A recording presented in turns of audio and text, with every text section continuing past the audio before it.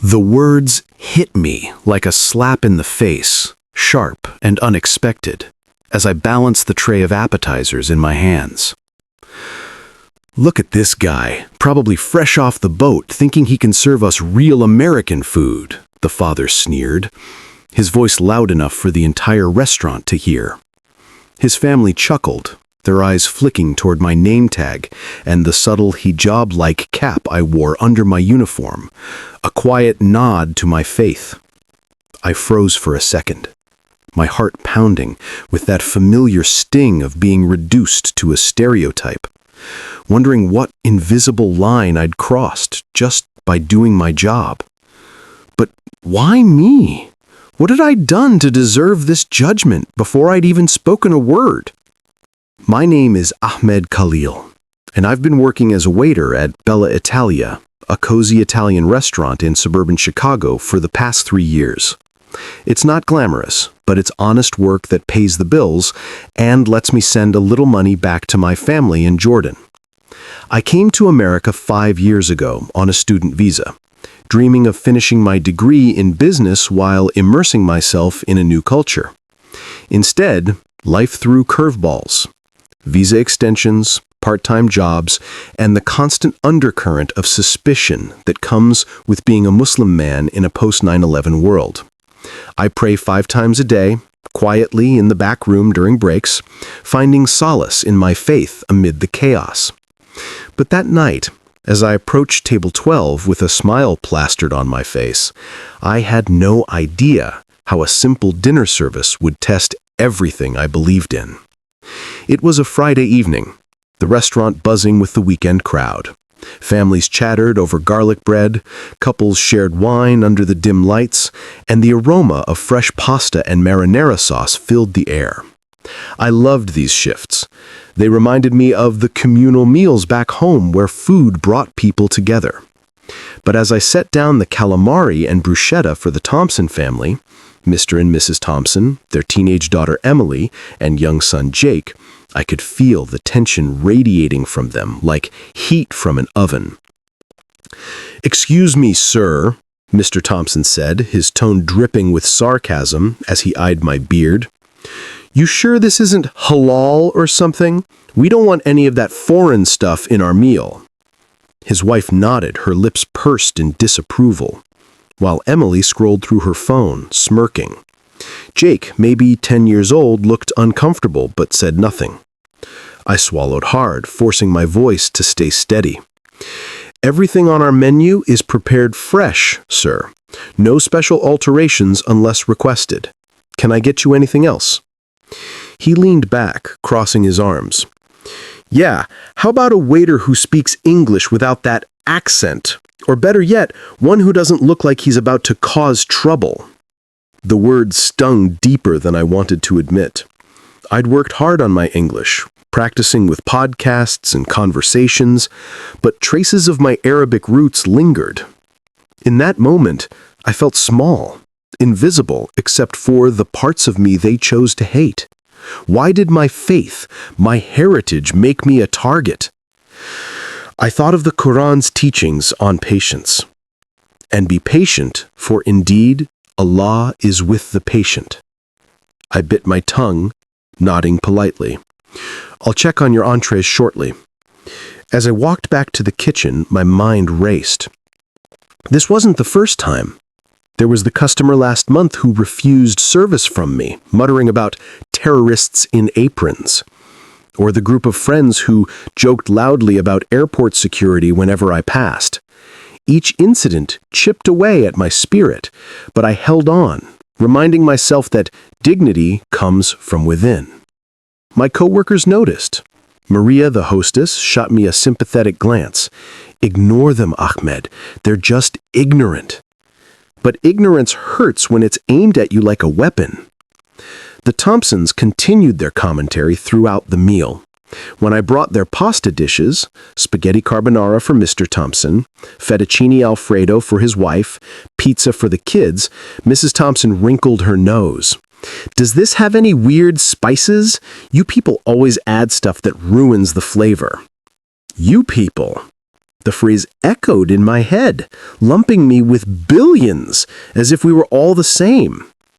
I explained calmly that our recipes were authentic Italian, no additions unless requested, but she waved me off. Emily chimed in. "Dad, remember that news story about Muslims taking over restaurants? Bet this place is next." They laughed, and I felt a knot in my stomach. How could they say these things so casually? As if I weren't human. Inside, I wrestled with anger and hurt. Part of me wanted to defend myself, to tell them about my life, the scholarships I earned, the charity work at the local mosque, how I volunteered at food banks because giving back is central to Islam. But fear held me back. What if they complained to my manager? What if this escalated? I whispered a quick dua under my breath. "O Allah, grant me strength and guide them." Faith was my anchor, teaching me that true strength lies in kindness, not retaliation. As the evening wore on, the restaurant grew busier. I juggled tables, refilling waters and clearing plates, all while the Thompsons' barbs continued. Mr. Thompson called me over again. "Hey, Abdul, or whatever your name is, this sauce is too bland. Fix it." My name tag clearly said Ahmed, but he didn't care. I apologized and offered to have the chef adjusted, but he rolled his eyes. Typical. Can't even get simple Italian right. The injustice burned. I wasn't the chef, yet I bore the blame. In my mind, I replayed memories of home, my mother's warm kitchen, where she taught me that hospitality is sacred. Here it felt like a battlefield. Then, midway through their meal, everything changed. Jake, the young boy, suddenly clutched his chest, his face turning pale. "Mom, I don't feel good," he gasped, his pizza slice dropping to the floor. Thompson's eyes widened. "Jake, what's wrong?" He wheezed, struggling for breath, his small hands trembling. The family panicked. Mr. Thompson stood up, knocking over a glass, while Emily screamed for help. The restaurant fell silent, all eyes on them. I didn't hesitate. Years ago, back in Jordan, I'd taken first aid training as part of community service at the mosque. Recognizing the signs of an asthma attack, Jake had mentioned his inhaler earlier, but forgotten it. I rushed over. "Sir, ma'am, may I help? I think it's an asthma flare-up." Mr. Thompson glared at me. "You? Stay away from my son." But Jake's lips were turning blue, and time was critical. Ignoring the insult, I knelt beside the boy. "Jake, look at me. Breathe slowly. In through your nose, out through your mouth." I guided him gently, my voice calm despite my racing heart. Mrs. Thompson sobbed, "Call 911." Maria was already on the phone, but I knew we had minutes. I asked a nearby table for their permission and borrowed a paper bag from the kitchen, an old trick to help regulate breathing. "Here, Jake, breathe into this. It'll help." He followed my instructions, his gasps slowing. Mr. Thompson hovered, his face a mix of fear and reluctance. "What are you doing? Don't touch him." But I persisted, drawing on my faith's emphasis on saving lives. Whoever saves one life, it is as if he saved all of humanity. Paramedics arrived within 10 minutes, praising my quick thinking. "You likely prevented a worse episode," one said, as they checked Jake's vitals. The boy was stable, thanks to the initial intervention. As they loaded him into the ambulance for precaution, Mrs. Thompson turned to me, tears streaming. "Thank you. I don't know what we would have done." Mr. Thompson stood silent, his earlier bravado shattered. Back inside, the restaurant applauded softly as I returned to my duties, but my mind was elsewhere. The Thompsons had left without paying, rushing to the hospital. My manager, Mr. Rossi, patted my back. "Good job, Ahmed. You're a hero."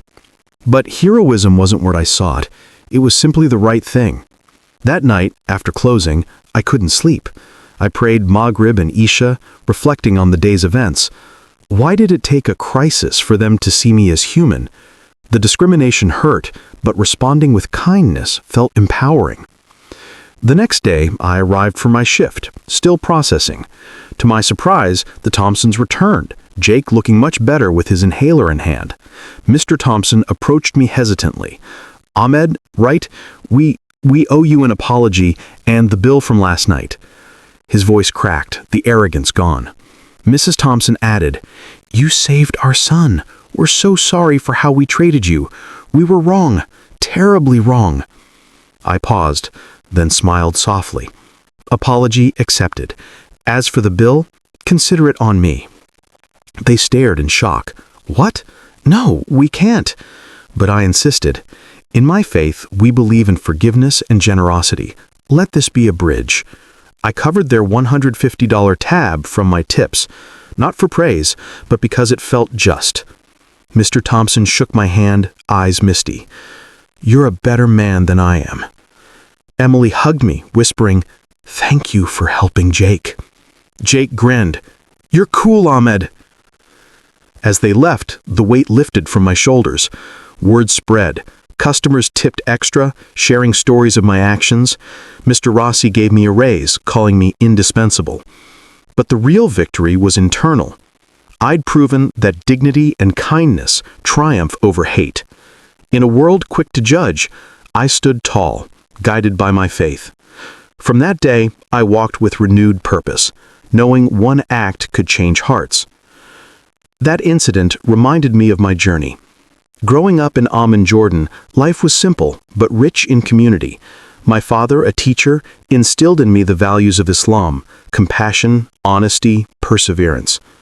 Ahmed, he'd say, "The world may test you, but respond with sabr, patience." When I won a scholarship to study in the U.S., it felt like a dream. Chicago welcomed me with its towering skyline and diverse neighborhoods, but also with challenges. Finding halal food, praying in public, dealing with stares after news headlines about the Middle East, it all built resilience. At Bella Italia, I started as a busboy, working up to waiter. My coworkers became like family. Maria with her endless energy, Carlos, the chef who slipped me extra pasta, and Lena, the bartender who defended me against rude patrons. "Ahmed's the best," she'd say. But nights like the one with the Thompsons tested that bond. After the emergency, Maria pulled me aside. "You didn't have to pay their bill, you know." I shrugged. It was the right thing. Allah rewards good deeds. The Thompsons' return sparked conversations. Mr. Thompson, I learned, was an accountant stressed from work, his biases fueled by media echo chambers. I was scared, he admitted later, when they became regulars. Scared of what I didn't understand. We talked over coffee one afternoon, me sharing stories of Ramadan feasts, him opening up about his fears. It wasn't instant, but change bloomed. Emily volunteered at the mosque's youth program. Jake drew me a thank you card with the superhero version of me. This experience rippled outward. Local news picked up the story. Muslim waiter saves child, pays family's bill amid discrimination. I shied from the spotlights, but it brought positive attention. People visited the restaurant just to meet me, sharing their own tales of prejudice overcome. One elderly couple said, "You restored our faith in humanity."